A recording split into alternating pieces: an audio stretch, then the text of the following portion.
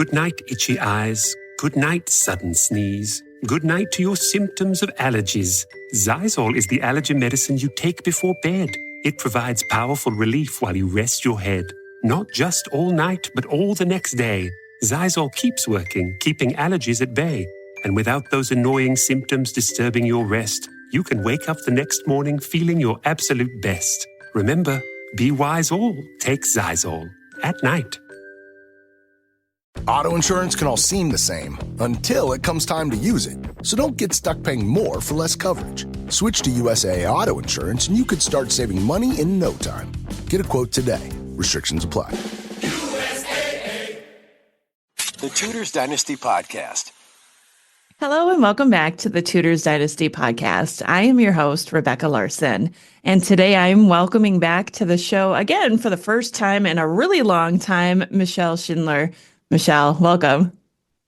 Hello, how are you? I am pretty good. I'm very excited to have you on the show. I feel like we've talked in the past. I think we did an interview. You did a guest host episode on, I think it was Francis Lovell for the show, but that was probably back in what, 2020? I think it was even before that. I think it wasn't during COVID, so it's years. Oh my gosh, it has been I'm sorry it took so long to have you back on the show, but I'm so happy to have you here today to talk about a woman in history that I literally didn't even know existed until your book, Alice Chaucer. So let's start out because I am so curious about how did you learn about her? What got you interested in her in the first place? Well, I was reading about, as you said, my first book was about Francis Lovell, so The Wars of the Roses, and I was reading about some sort of less discussed people like Francis Lovell and also John de la Pole, that's the brother-in-law of Edward IV and Richard III, and Alice Chaucer was his mother. So I was researching him and she popped up and I was like, she's just so fascinating. How is she so overlooked? There's not a single biography about her, and this couldn't go on, so I had to do it. I love this, and I don't want to go too much into this yet, but for those who are listening and who are wondering what we're talking about today and wanting to know if there's any connection to the Tudors, there is, and we will get to it later. And so I want you to hold tight because we will get to that Tudor connection probably closer to the end. So stick with it. But before we really go into Alice's life today, I want you to kind of maybe set the scene for the viewers and listeners today on the time period in which Alice lived so that we understand maybe who were the key figures of the time, who were the monarchs when she was born and throughout her life, just so we can kind of paint a picture. Yes, well, we've already mentioned the Wars of the Roses. That's towards the end of her pretty long life. But when she was born, the king was Henry IV, so the first Lancastrian king, and he hadn't even been king for very long. There was still a lot of turmoil going on.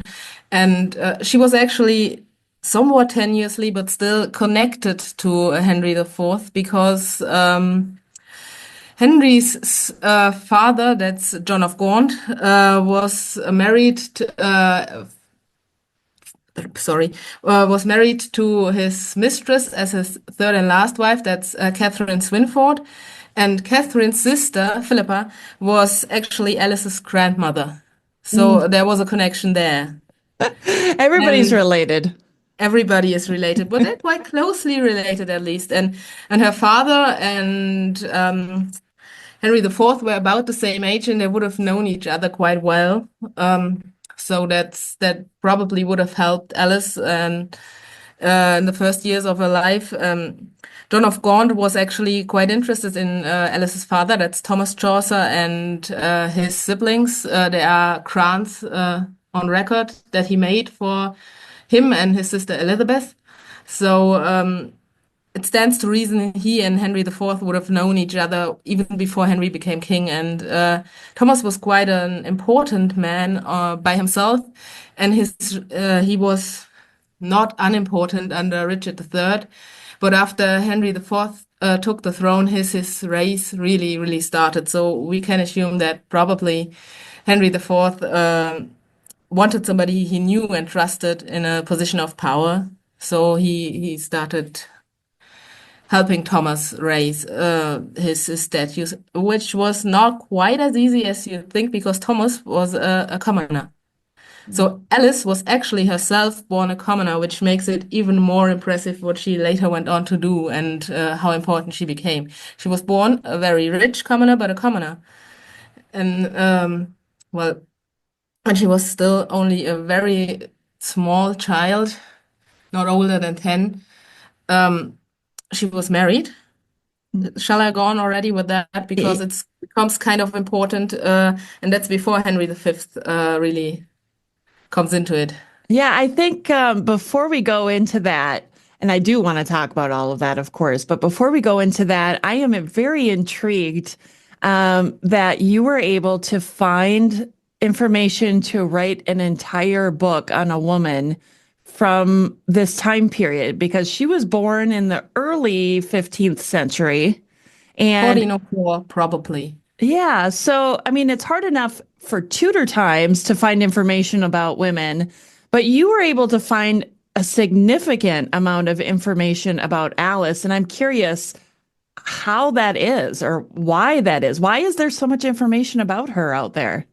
She's actually unusually well recorded for a woman of the time, for really a person of the time. There's a lot of men who aren't that well recorded. And that was because she was, well, people noticed her. She was said to be extremely beautiful. That probably helped because, men writing the chronicles and all that. And she was very outspoken, very opinionated, and she was meant to be very charming. So she came in contact with a lot of people who just wanted to speak about her, to record her, and a lot of it is also that's, I would say, the main reason why we have such a lot of information. But also some of it is really just lucky that parts of her last will and testament have survived. That's pure luck. It's absolutely amazing. I'm glad that you found her. I'm glad that there was so much information about her because I really think she had a fascinating life. So now we can get back to that. Now we can get back to her early years. If you want to go into that first marriage that she had so early on. Yes, that would have been just shortly after Henry V came to the throne, and he already started making noises about invading France. That was sort of the last phase of the so-called Hundred Years' War. Under Henry the Fourth, there hadn't really been a lot going on because honestly, he had his hands full with all that went on in England because not a lot of people were very happy about him. They hadn't been happy about Richard the Second either, but they also weren't happy about him. Anyway, so around that time, her parents would have been looking around for a marriage for her because she had no siblings, or at least no surviving siblings, no siblings that we know of. By around 14 or something, she was definitely their only child and she would have been their heir. And Thomas Chaucer was rich. So she wasn't a noble woman, but she would have been an interesting choice for a woman because she had connections and she had money. So they looked around for a man to marry her, and then they decided on one of those marriages that you always connect with the Middle Ages, even though they're not that common as we now think, where the man was like 30 and she was 10. Yeah. Maybe she was 11. That's the most she could have been. And her first husband was John Philip. His name was John Philip, and he was actually a close friend of Henry V because, of course, he was. And he wasn't a noble, but he was a gentleman, a knight. And he'd also been married a couple times before, and it seems to have been one of those typical money arrangements. He got money from Thomas Chaucer, and he then agreed to give money to his daughter and all that. And they were married in either 1414 or 1415. It's not quite certain, but it's probably 1414. So Alice would have been 10 or just about to turn 10. And then absolutely nothing changed in her life. She continued living with her parents. That was quite common. Usually, such young wives would have only moved in with their husband when they were around 14 or 15. So it Okay. probably was planned like that, but it really didn't happen like this because, as we've established, Henry V had other plans. He was wanting to invade France. And it was in 1415 very famous, that whole campaign. We're getting to that. And he made a will, John Philip, that is. And he was actually really generous to Alice, considering she was a little girl whom he had probably met twice. Mm. And he left her, well, some of the typical stuff, a gold cup and exactly one room furnished in his manor. But he also shared his whole possessions, his whole lands with her. So they had joint ownership of all that, which is really enormous. And it probably shows that Thomas Chaucer was putting his foot down about what his daughter was going to get. But he kept to it. And then they all went off to France, except Thomas Chaucer, who decided he was sick. He was much of a Decided. fighter, the man. He was in France, but he was sick very, very quickly and escaped everything. And then John Philip promptly died at Hafler during the siege. There, a lot of people died there, mostly of dysentery. So also her future father-in-law, Michael de la Pole, also died there.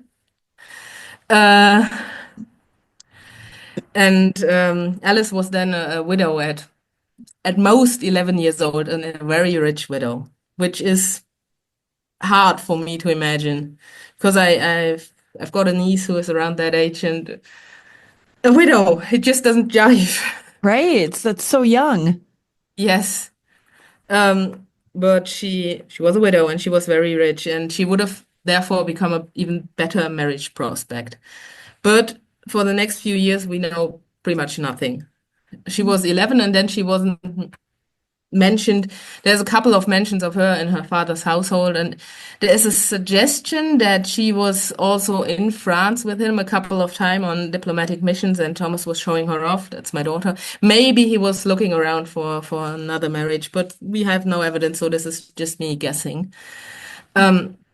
And he certainly took care that Alice was raised and educated really, really well.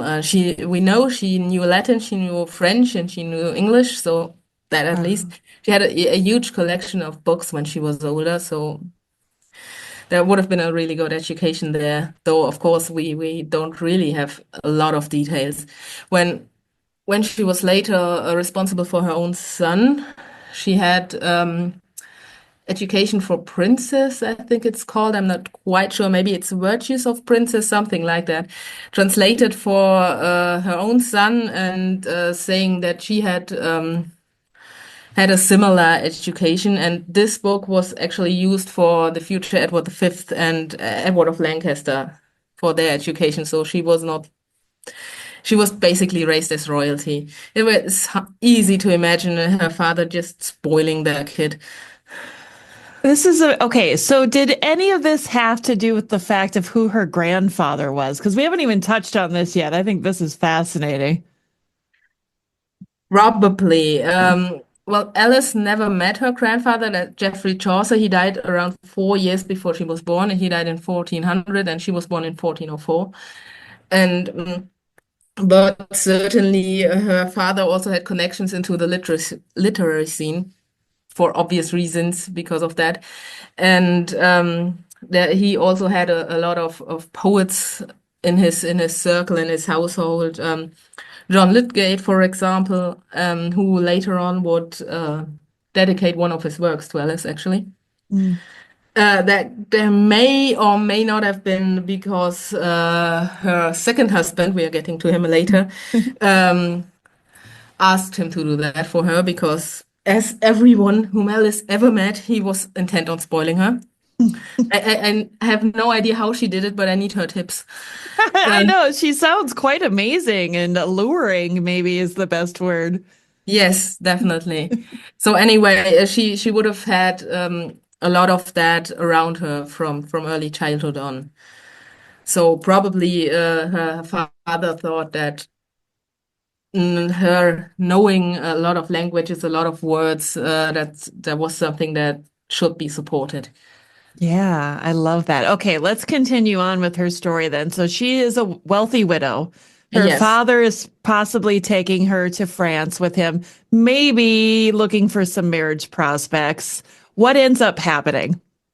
Well, they found a marriage prospect, but we do not know how, and I would really love to know why, how and why, and just generally, because her next husband, he was not only a nobleman, he was quite an important nobleman, the commander of the English forces in France, just saying.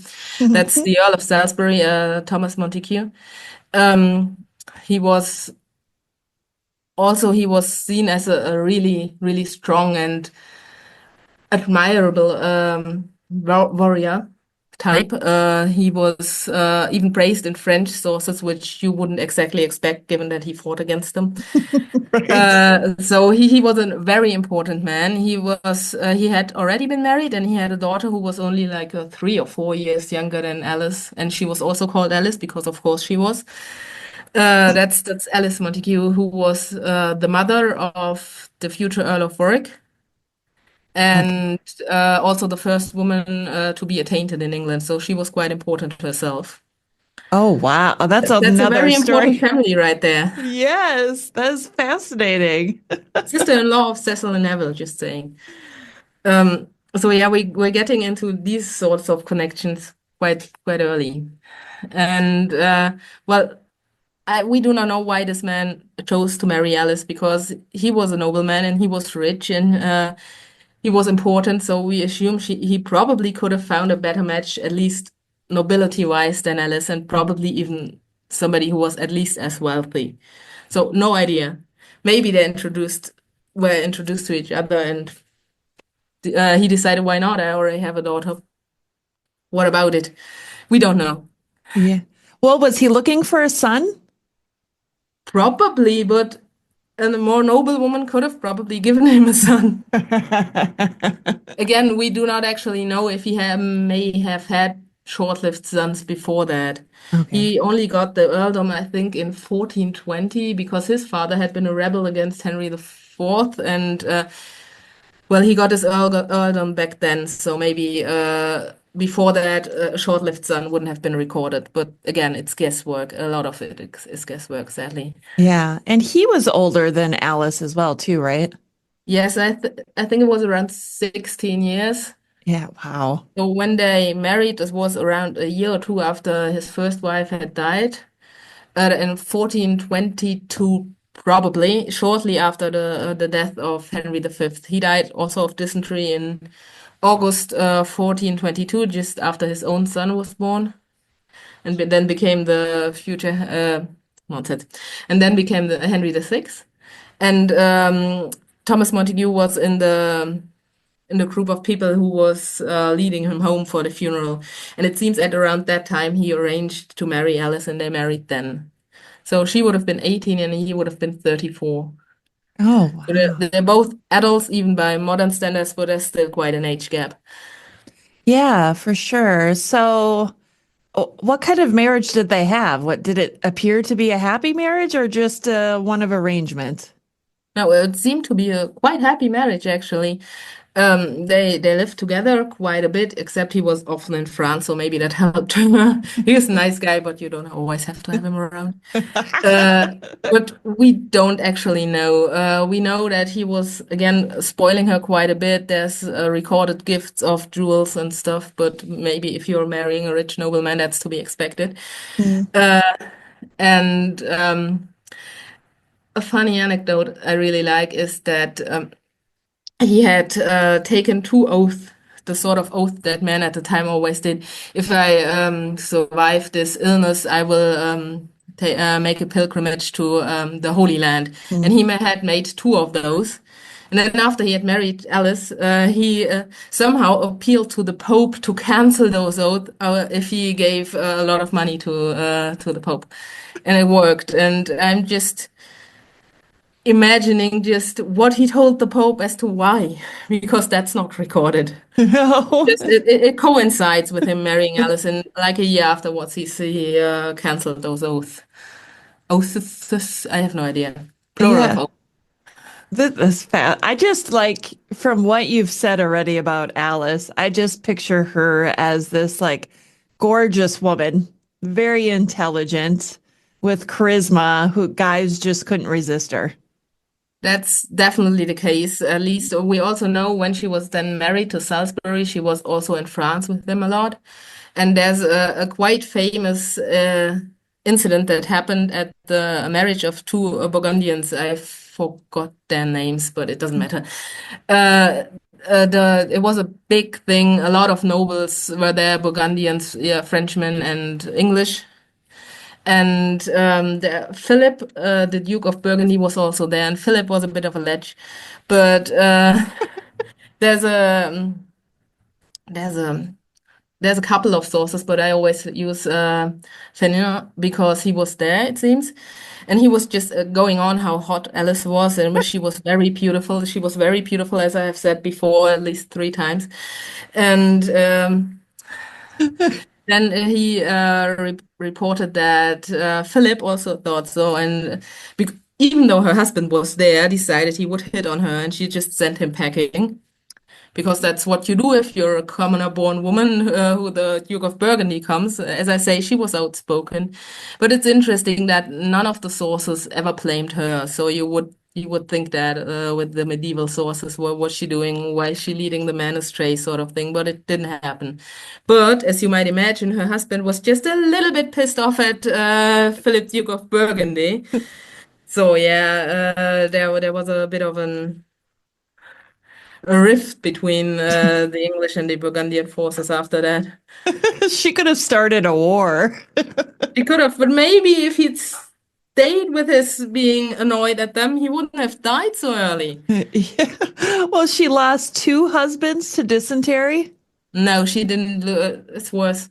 Oh no. Um, yeah, she was actually it's the siege of Orleans in 1428. Started in 1428. That's towards the end of it. Jeanne d'Arc turned up, so it's a very famous siege. Mm. But he ordered that, and that was together with the Burgundian forces, and so he maybe shouldn't have done that. Uh, Bad yeah, idea. yes, he was the commander, as I've said, and he was climbing a tower to overlook the whole siege in the town, and of course cannons were firing, and one just hit the tower and tore half his face off. What? Yes, that's also recorded several sources. It just tore half his face and one eye off, and he didn't even die directly. He lived for 5 more days or something. Oh my goodness, that is terrible. What a horrible way to die.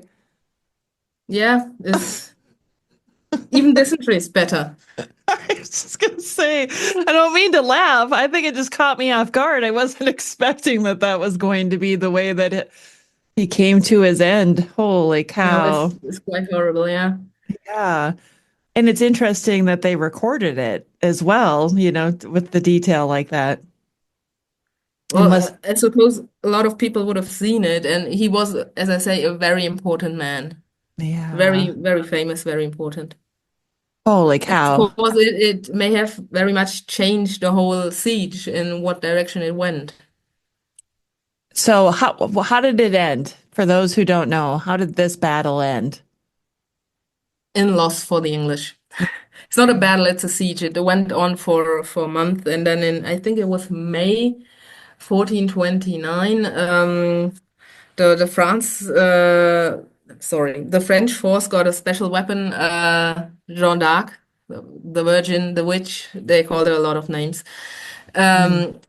Well, yeah, and under her she wasn't exactly the commander, but she was certainly a sort of leader, and under her leadership, the French forces broke the siege and sent the English forces running. Joan of Arc, huh? Yeah. I love how she comes into this story as well. This is great. Okay, so at this point now, Alice has lost two husbands. She's still relatively young at this point, isn't she? It would have been 24. Yeah, 24. Yeah. I mean, by today's standards, I guess that's young. By medieval standards, maybe that might be closer to, I don't know, middle age for the Not time. exactly middle age, but certainly not seen as particularly young, I'd say. Yeah, so now she's a widow again for the second time. Did she become even wealthier after the death of this Very husband? much because she got half of his stuff. And there's an interesting thing there because she was pregnant when he died, and that's not actually a lot of records of that. I found that out because of the way they split the lands. He may or may have not known before he died, but if he did, he didn't change his will yet. And it was she gets half and his daughter gets half. And she got her half, as it was said, and then his daughter and Alice shared the other half. It was quite weird, and I looked into why, and there was a little girl who was born probably around March or April 1429, and then she died in 1436 or something, sadly. And then Hmm. her older sister got all the rest of the stuff that she had had. Oh, interesting. Okay, so Alice is back on the marriage market. At this point, you would wonder, does she even want to get married again? Or, what did her life look like at that point? Do you think she felt like she needed another marriage? I'm not sure if she felt like she needed another marriage, but I think she felt like she needed William de la Pole Okay, tell me more about this. because, well, we know they met before that when she was married to Salisbury. And well, he was the commander after Salisbury died. He was his second in command and then took over and failed. Uh, but it wasn't exactly his fault. At least probably not totally. I don't know. I'm not very good at battle stuff. Sure. And anyway, he was then they had another battle at Jago shortly afterwards, and he was taken prisoner. So he was an earl because his older brother Michael, the poor boy, had died at Agincourt in 1415. Mm. Um, and so he was an earl, but he wasn't very rich because the De La Pole family as well, they had been commoners a couple of generations back, and they were rich, but they weren't rich by noble standards. So he was certainly much less rich than Alice was after the death of her second husband. Mm. And so he didn't really have a lot to offer her, and he was in prison, so he even had even less to offer her. There wasn't a lot he could do. But at some point, somehow, they decided to get married, even while he was still in prison. So he didn't have anything to offer her, so it must have been her initiative. Interesting. Gosh, she is a fascinating woman. I'm so intrigued by her, and I'm so excited that you wrote a book about her because there's so much to learn. And like I said at the beginning, this time period, women just were not documented as well, but it really does seem like she she left a mark on history, didn't she? Very much. There's another other interesting thing here that it seems like it already happened with Salisbury, but with William, we actually have the documents because she wasn't told that women didn't do that in the 15th century, maybe, or she didn't care because she had a marriage contract. Her husbands couldn't get her to her money without her agreeing. And that's usually the thing was that the husband automatically had all the wife's money, but not Alice's husband's because she said no. So she had like a prenup. Yes. That's amazing. She was so smart. Wow. Okay, so let's talk more about her marriage now with the Earl of Suffolk. And we're coming into the time period now of Henry VI, right? Yes, he would have been around not quite eight when no, sorry. He would have been around not quite seven when Alice's second husband died. Okay. So he would have been closer in age to her own daughter than to her. Okay. And he was, of course, still a child when Alice married William de la Pole. William de la Pole returned from prison, and he'd been one of those noble hostages they had at the time of the bastard of Orleans, the brother of Charles of Orleans. Mm. And his brother went for him. It was sort of prisoner exchange, so he could get home, get married, and raise all the money needed well, his own ransom, so to speak. That's interesting because it gets into the story later when he dies. Yeah. Um, yeah, and so he went home for the first time in like 15 years. He hadn't been Wow. home forever. And it's quite interesting actually because he was also older than Mary he was also older than Alice, 8 years or something, but we're getting more into the normal age gap with her being 26 when they married and he was 34, so that's fairly normal. Yeah. Um, yeah, and he was an earl. He had been an earl since he was would have been 19. Yeah, Okay. 19. But he had never gotten married, despite the fact that he sort of needed an heir because he was in a war zone for 15 years, but he had never gotten married and then decided to marry Alice. Yeah. Well, I suspect it's not very easy to find a bride when you're at war. Maybe not, but Salisbury managed. That's true. That is a good point. So he ends up being a pretty close advisor to Henry VI, doesn't he? Yeah, he does. I mean, he was obviously a good choice to be an important man, a good role model at court because of said past as a warrior. He'd fought for France. He'd lost pretty much his entire family in France. He'd lost three of his four brothers and his father in France, and then a bit later, the fourth brother, the priest who had gone for him to be prisoner of the Bastard of Orléans, also died in France. So he would have been somebody who had made a lot of sacrifices for the king, so to speak, and he was respected at the time. He was an obvious choice to be sort of a role model for Henry, and for quite obvious reasons. After all that had happened in France, he was very much for peace, and that was something that Henry himself also was very interested in as he grew up. So it seems it was a professional thing, but also a personal thing of them just getting along. And he was probably some sort of father figure for Henry VI, who, of course, had never met his own father. Yeah. And Alice seems to have been, accordingly, some sort of mother figure, and especially later for Margaret of Anjou, she was some sort of advisor, and she was Alice was very much also there. She wasn't just there to be the wife of this important advisor, but she was actually also always mentioned there, and it's interesting. Yeah. Let's talk some more about her relationship with Margaret of Anjou because I think that surprised me because you had a whole chapter about Margaret of Anjou and Alice and how they knew each other and that maybe they had met previously. Well, not before she was considered for Henry VI, but they did certainly meet before he married her. Mm. But let me first get on my soapbox because I'm going on that a bit on in the chapter because there's a lot of things that it starts with Shakespeare. Everything always starts with Shakespeare.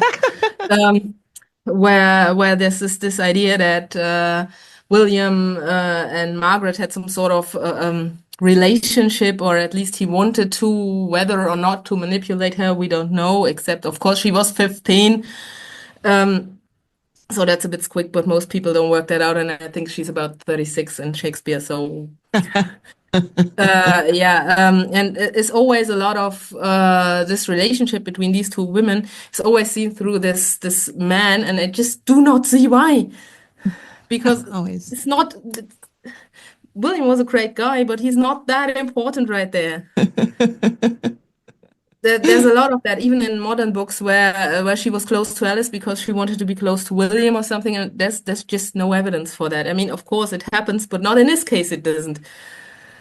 Yeah. Mm, Yeah, that's interesting. It's almost like, I don't know, I don't want to say it's the sexist point of view, but there is definitely something to be said about women versus men in that time and how women were seen. definitely is there, yes, and I think it's partly definitely sexism, and partly also because you're looking for some sort of drama as you find it in Hollywood films, where it's some sort of relationship drama when there's a lot of drama that's not relationship to be had. Yes. Well, William and Alice were actually super close. He wrote her poems and everything. Very Oh, cute. oh, I love that. I really do like that.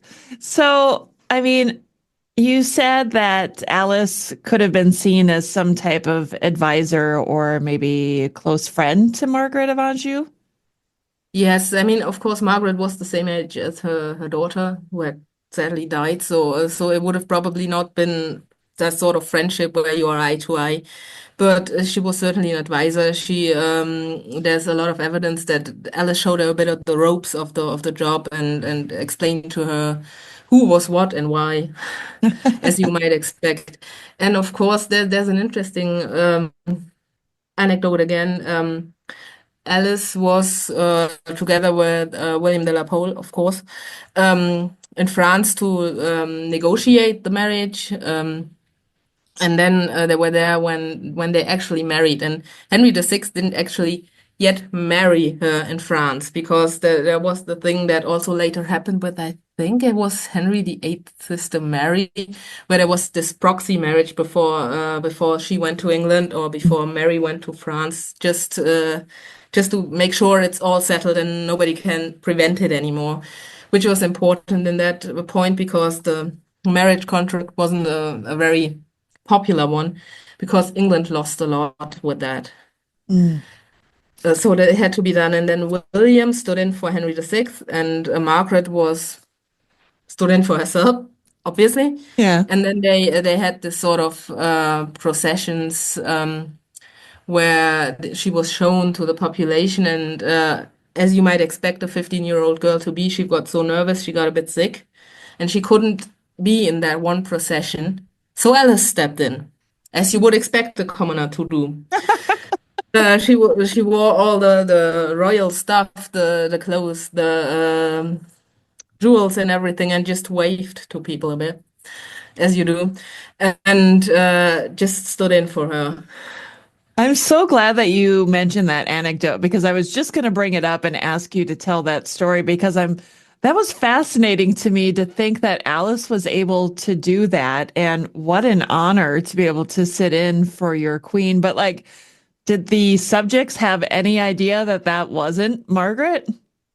It probably depends. There's no comment made, but it probably depends on how far off it was. Even if they'd never seen Alice, it's pretty hard to confuse a 15-year-old girl with a woman of around 40. So, well, they may have actually known and just accepted her to stand in for Margaret as William had stood in for Henry and just gone, "Well, whatever. We've planned this, now we do this." That's fascinating. Okay, so let's fast forward and here we are. We're back in England. We're at the English court now. What did their lives look like now that Henry had a queen and they had this royal court underway? What did the life of William and Alice look like? Well, it was probably a bit more busy than it had been before. Like in the 1430s, they had apparently a very, well, I wouldn't say relaxing. They were at court already, and but it wasn't as politically charged. In the 1430s, and I have to mention this now, that they also had Charles of Orleans, who was a prisoner in England for 25 years, who so he also stayed with them for 3 or 4 years, and they became quite close friends. It was nice. It seems to have been a fairly relaxing time, and now it was more. There had to be a lot of decisions made. Of course, the war in France, it was still going on, and it kept being worse and worse all the time. There was a lot of discontent, especially after Margaret, after like 3 or 4 years, still hadn't had a child. So it was, why did we make this marriage? Why lose all these um, parts of land in France? Why? And they all had to go against it. There was also this was later led to the Wars of the Roses. The fact that there were a lot of fractions and it became worse all during the 1440s. So they would have had to be very diplomatically involved. Hmm. And of course, they also had a son by then. He was 3 years old when Margaret and Henry married, so they would have also wanted to secure his future. So they would have been busy, certainly. Yeah, yeah. And what a crazy time to be living too with the Wars of the Roses. Like I can't of all the times in English history, and of course, there's a lot of there's a lot of times where you go, I probably wouldn't have wanted to live during that time, but the Wars of the Roses just seemed like such a volatile time in history where it was always choosing sides. Did William ever not side with Henry VI? He would have had a hard time because he died in 1450. Hey, it's Bill Simmons from the Bill Simmons Podcast here to tell you about Michelob Ultra Courtside. It's getting fans closer to the NBA with a chance to win prizes like courtside seats, a trip to All-Star Weekend, and much more. Check it out at MichelobUltra.com/courtside. Michelob Ultra Superior Access, Courtside 24-25 sweepstakes, no purchase necessary. Open to U.S. residents 21 and up. Begins on October 1st, 2024, ends July 1st, 2025. Multiple entry periods. Visit MichelobUltra.com/courtside for free entry deadlines, and official rules. Message and data rates may apply. Void where prohibited. Since you're new to H&R Block, we'll look at your returns from the last 3 years for any money your last guy might have missed for free. I could get money back from last year? You could. We'll find any mistakes. Could have really used that 2 years ago when I dated that mistake for 5 months. Don't leave money on the table. Switch to H&R Block and get a free second look review. Second look is included at no additional cost with the purchase of tax preparation. Results vary. All tax situations are different. Fees apply if you have us file an amended return.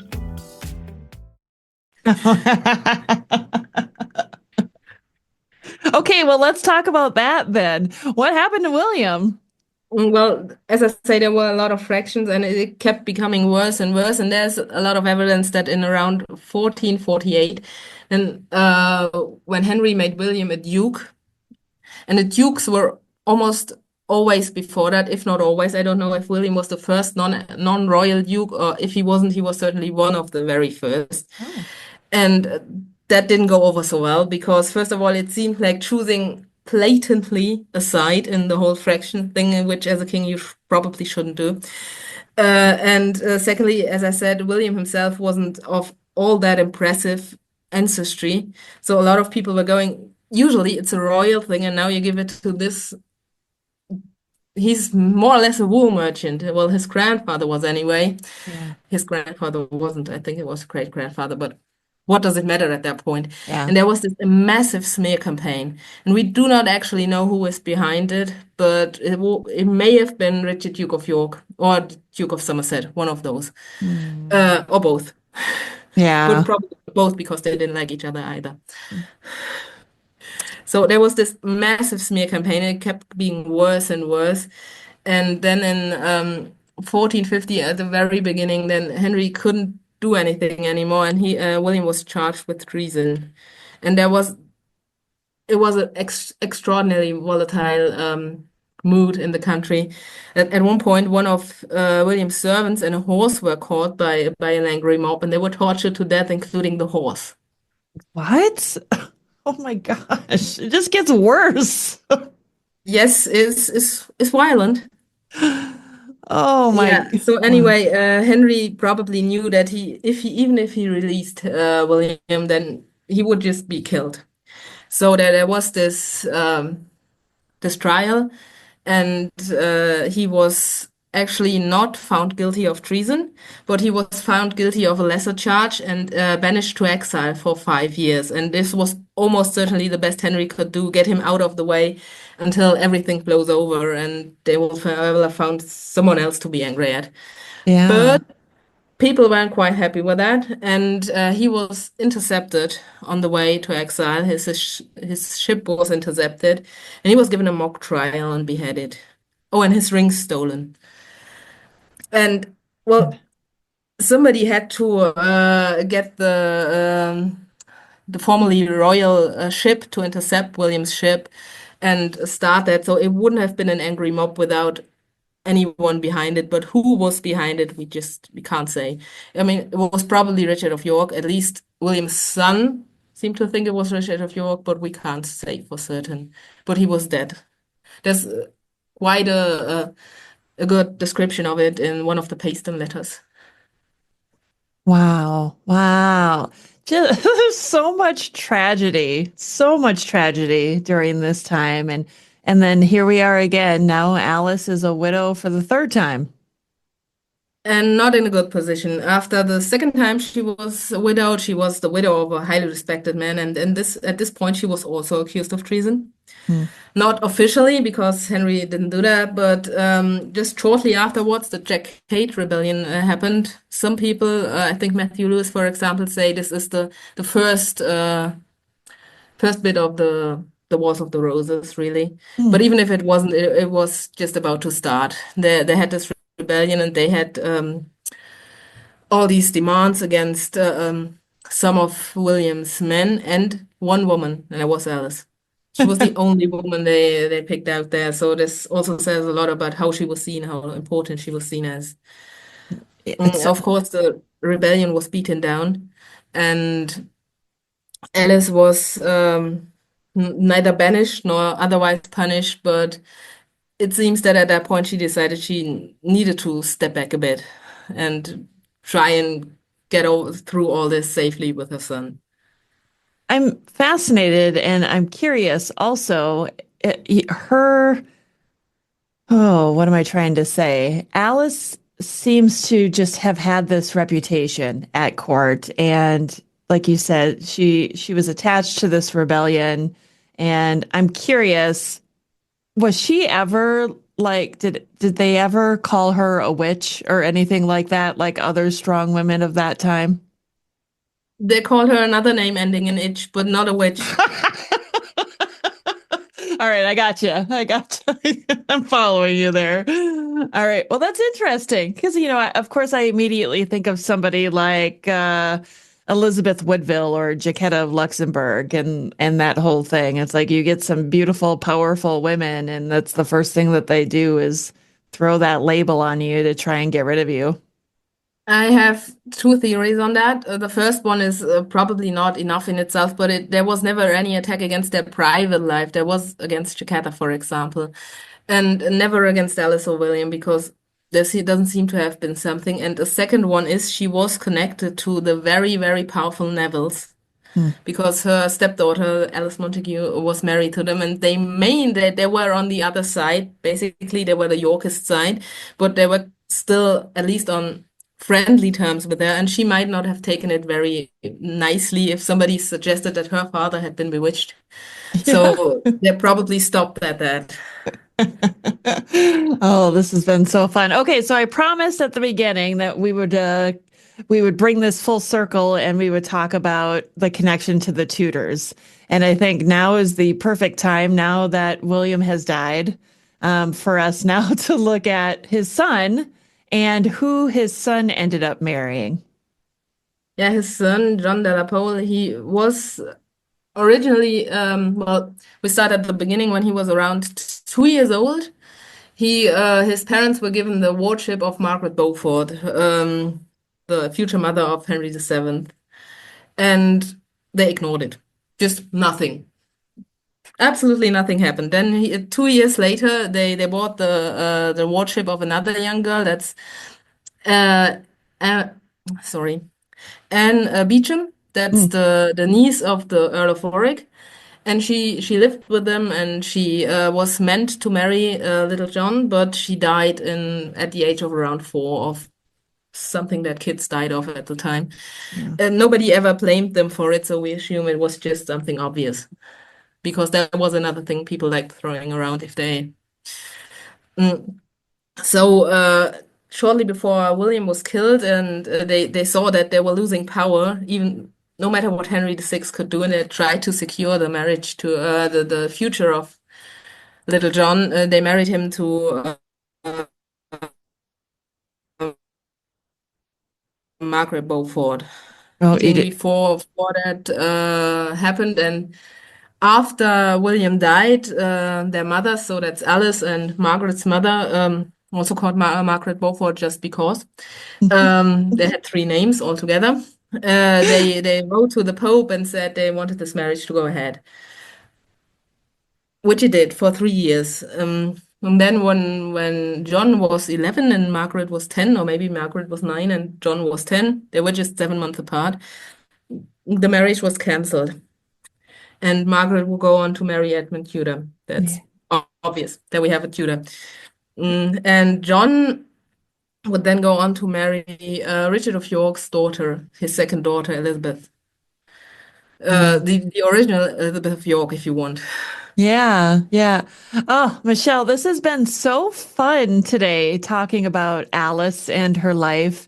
And I want to know before we go, is there anything that you want to leave us with about Alice that maybe we did not discuss today?